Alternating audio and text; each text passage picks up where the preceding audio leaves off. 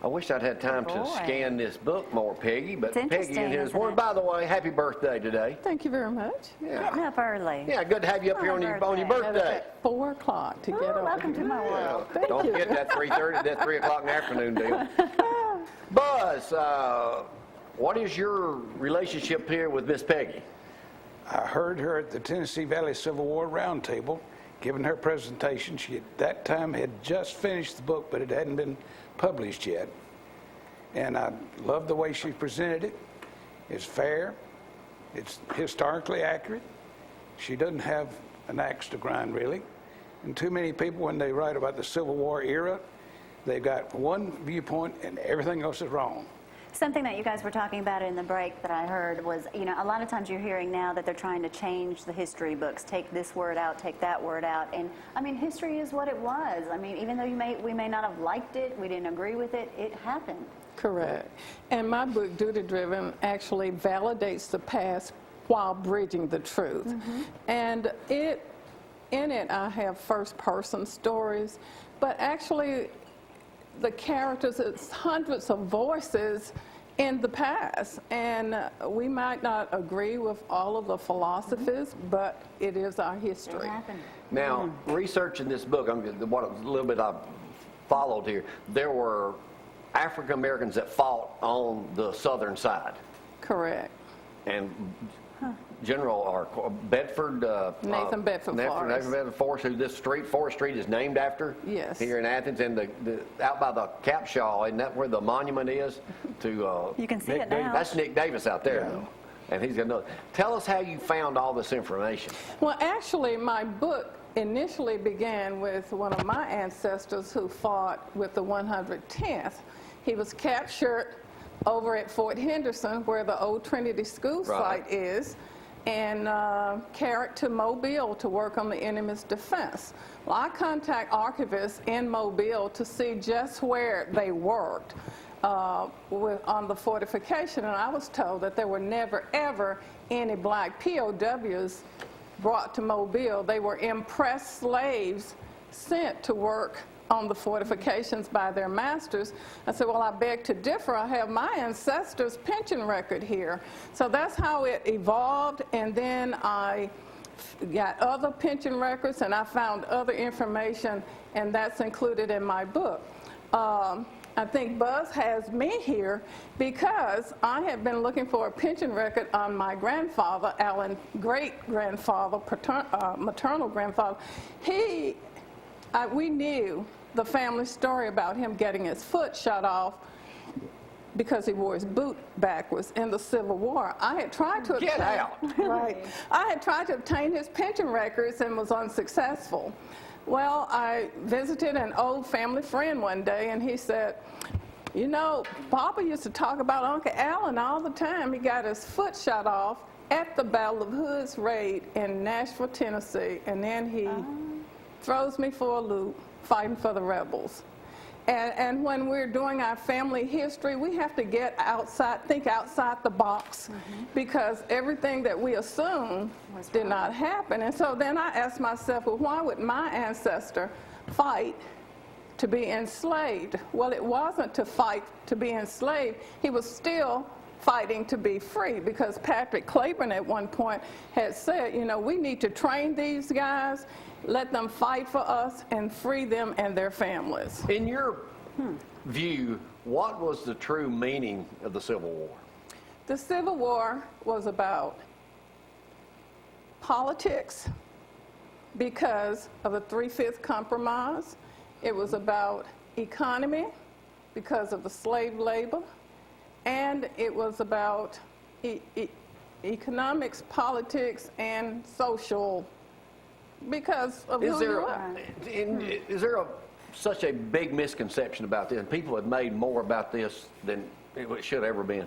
You know, and that's really something, because 150 years, we're celebrating the sesquicentennial, the 150th year of the Civil War. In 1863, this year, the Emancipation Proclamation, 150 years ago, and still people do not know. They just need to be informed, and that's what my book is about. It's to inform people about our history. We can everybody has their summations about Do they what it's want to about. change their views, though? Do they want to know the truth that you found? Do you use the N word in here any? No, Okay. no, I do But not. she doesn't use the Y word either, so that's fair enough. Where can people find your book, Peggy? I have books. Actually, I'll be at the Veterans Museum on February 9th. Speaking of- Saturday morning. Yes. You can go online and find my book. Amazon, Books A Million. You can get it directly from Author House online. So I did self-publish too. Where did you find all these letters? Pension records. You can contact NARA's, the National Archives. They have people who will go and pull the records for you. Very expensive. But also, if you're in D.C., you can go and get the records yourself. Of all the research you did, Peggy, and the people you talked with personally and your family members and stuff, what is the one thing you came away with all the research you did? Telling the truth. The truth of our, and my book is not about African American history, it's our history. And that's what we as a people have to realize. We're all in this together. We all made significant contributions to where we are now. Why don't most people understand that? Ignorance. They need to be informed, and that's the bottom line, and that's what my book is about. It's about information. And I wish we could get it into the school system, because I think if we do and we start here, then it's a foundation to build on. Yeah, but you know how many people would You know how protest difficult that something would be? like that? When you're trying to tell the truth about something, right, Buzz? Yeah. How do you describe a lady like Peggy? How what? How do you describe a lady like Peggy? How do I Research describe her? She's a good historian. She lived in Washington how many years? I didn't live in Washington. You worked I worked for the House of Representatives. You say you worked for Bud Kramer? I did, 18 years. I'm retired now. Bud's a nice guy. He Known Bud is. for a long time. Yes. But that's how she was in Washington doing a lot of this research. And it takes a whale of a lot of hours to do it. Oh, I imagine. Just recently, I came in contact with an article where this gentleman, Tom Troop, received a pension from the state of Alabama. He went into service with his master, Matthew Troop, who actually was with the state militia in North Alabama.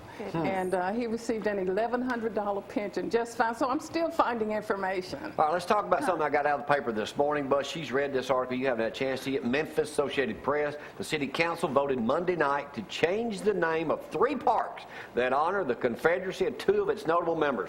The council passed a resolution to immediately rename Confederate Park and Jefferson Davis Park in downtown Memphis, Nathan Bedford Forest Park, a few miles away. The vote was 9-0 with 3 members sitting out the vote. The resolution also changed the name of Confederate Park to Memphis Park, Jefferson Davis Park to Mississippi River Park, and Nathan Bedford Forest Park to Health Sciences Park. Buzz? It's a shame they're trying to change history. So much that's known about the Confederacy and the Civil War is totally ignored in our school system. It says here that Forrest, who street's named off that we live off of, a Confederate cavalryman and former slave trader, was a member of the early Ku Klux Klan, is also accused of massacring dozens of black Union soldiers who tried to surrender at the Battle of Fort Pillow in 1964. Davis was president of the Confederacy. Fort Pillow was not a massacre. It is labeled that very often. It was a battle, and a lot of people got killed.